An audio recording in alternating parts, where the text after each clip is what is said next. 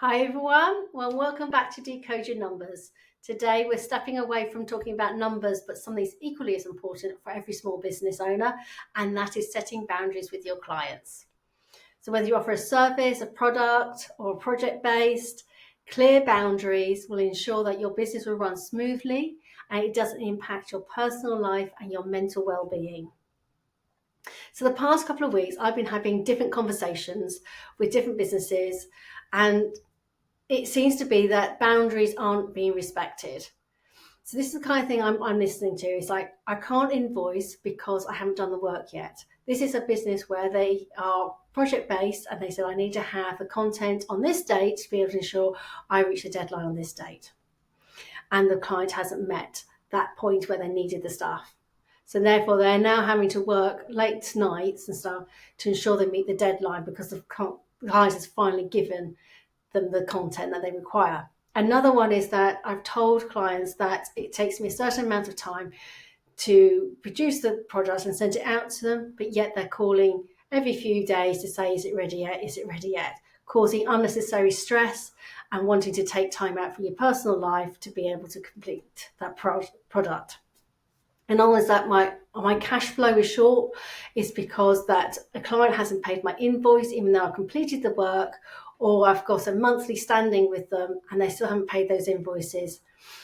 And so therefore, I can't rely on that income. So it's impacting on my cash flow and being able to pay myself and my suppliers. Does that all sound familiar? I bet it does, because it sure hell does to me when I started out this business. When you're starting a business out, you just want to please your clients and you'll do the extra mile consistently, and it becomes a habit. But why are boundaries essential? If you don't have boundaries, you're not just stressing yourself out, you're setting yourself up for burnout. And I don't want that for you. When you let clients dictate everything, you stop being the owner of your business and you're becoming their employee, even though you shouldn't treat an employee like that. But anyway, and guess what? The stress that you have for running your business, it starts to spill over into your personal life. Late nights to catch up means less time with the family. Constant phone checking to see if you've got a message or anything. That makes you not present. And before you know it, you're mentally and physically drained and wondering why you even started your own business. So what happens without boundaries?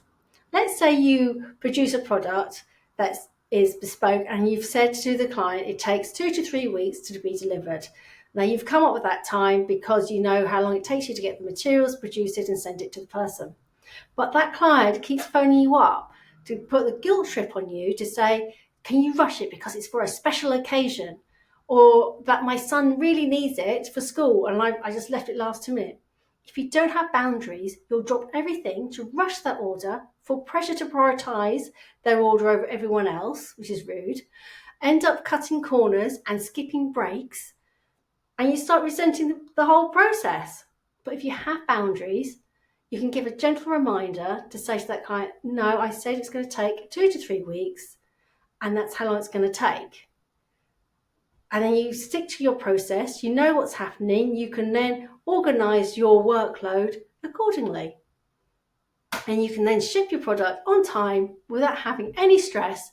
And then the client will be thrilled because you have put all the attention to detail into that product instead of rushing it and cutting corners by accident. So what do boundaries look like in practice? Right, one boundary that gets broken, so the first ones that get broken is scope creep. This particularly happens if you have like a service business, when someone just asks, can you just do this? Can you just do that extra bit customization? Or if you're a product business, can you rush that order without paying any extra money? They just expect you to do it. Now, if you put a boundary in place, you can keep referring them back to say, no, our terms are clear.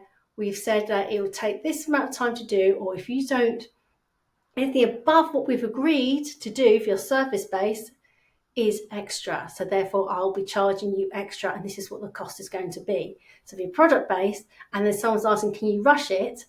Why don't you just say, okay, we can make it quicker, but there is a fee to do that.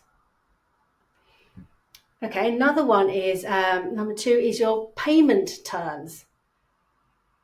So if you're service based and you've got a contract that says that the project is costing this amount and we're going to split it over monthly installments to make it more manageable, then you in your contract have said, I'm going to invoice on those dates no matter how much of the project is done or not, or deadlines have been met, and you keep doing that. And then if someone doesn't pay an invoice for your service, you have all right to say, I'm not completing any more work until the invoice has been paid. This one I remember doing this one particularly in my business, and I ended up being £1,000 out of pocket as that business then disappeared. And I don't want you to go through that because it really cost me a lot of money and it took me a while to recover from it. So stay on top of those invoices. If they haven't paid, stop work until they have paid your invoice. The next one is ensuring that you stick to your turnaround. If you said there's a completion date is there and they need to supply you with something here, then they need to supply you that thing there. They need to do that. Okay?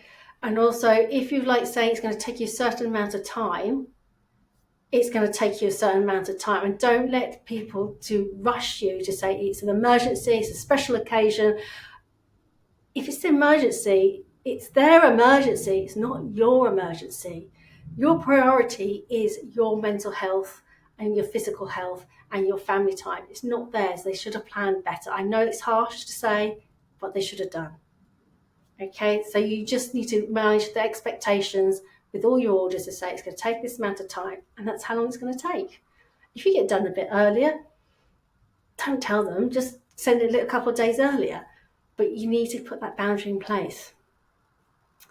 Another one is your working hours. Protect your time. You're not going to be working 24/7, okay? No one can do that without burning out. So you've put fixed working times, just like if you're an employee, you only work between 9 and 5. That's what you do. So make sure you highlight that. So you're clear up front everywhere you do. So opening times on the bottom of your emails. And if anyone contacts us at those times, then you put an auto response on your business WhatsApp, any emails, and try not to answer any emails or messages outside of time. I have to say, I have to hold my hand up. I really struggle with this at times because I'm like, oh, I've seen it, and we just. But no, try not to do that. If you do answer on an email, I suggest that maybe you do a delayed delivery so it gets sent the next morning. Does make you look like you've done lots of work at 9:30, but but at least that's my choice. It's your choice to work outside your core hours because you know something's coming up and you need to get that work done before then because you're not going to be in the office or something like that. But that is your choice. It's not their choice, okay? But just put out of office hours on, auto responding. And the final one I would say is professionalism. If a client starts treating you badly and being very disrespectful, you have every right just to walk away. I would put something in if you have a contract, put something in your contract to make it say if you start treating us badly, we have every right to walk away, and any money paid is kept. Or even put in your terms and conditions. No one should have to deal with that sort of, no one should have to deal with that at all. So how do you start setting boundaries? I would say if you just started out, get those boundaries in sooner rather than later and ensure you continue to do it so it becomes a habit. Now, if you haven't done it yet, don't worry, it's not scary, it can be done. So first thing to do is communicate early. Be clear about your terms when onboarding clients or at the point of sale. So everyone knows at that point what's expected. Make it official is the second one. Use contracts, terms and conditions, or purchase agreements to indicate those boundaries. Number 3, stay consistent. Stick to your policies every time. If you bend the rules just this once, clients will start thinking you're inflexible, and that's not right. It's going to be hard to get you to put it back in. And 4th and finally, trust your gut. If a client gives you red flags from the start, they're probably going to give you red flags throughout the whole process, and you've got a question, do you really want to work with them? It's for your own physical and mental health, it's probably not worth it. So final thoughts. Boundaries aren't just rules. They're a way of saying that I value my time, my energy, and my well-being. And guess what? The clients that value that as well will fully respect that, and that's who you'll end up getting. People who don't value that will go somewhere else, and you'll get more quality clients. You remember, your business works for you, not the other way around. So don't let it take over your life. Take breaks, set those boundaries, and just watch how better you'll feel running your business, and how better your clients then feel.